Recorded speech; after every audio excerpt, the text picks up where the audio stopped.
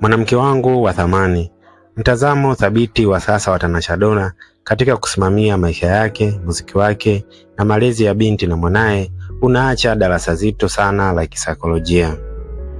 Wakati kurasa za udaku zikijadili kama atapata matunzo ya mtoto kwa wakati au la, mimi na wewe tutatazama ukomavu wa nafsi yako.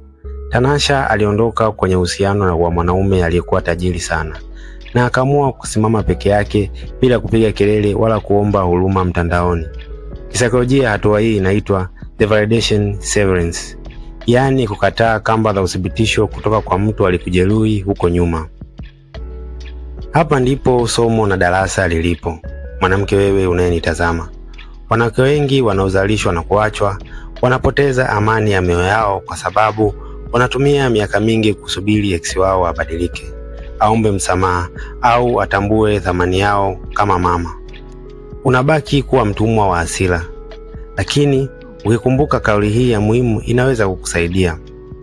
Thamani yako haitoki kwenye mfuko au maneno ya mwanaume aliyeshindwa kukulinda. Inatoka kwenye uamuzi wako wa kujenga ngao mpya ya maisha yako. Usiweke furaha yako rehani ukisubiri mwanaume aliyekuumiza aje kurekebisha makosa yake. Mwanamke wa thamani anasonga mbele na kulea kwa amani, akijua kuwa maisha bora ndiyo jibu pekee la kukomesha uadui wa kale.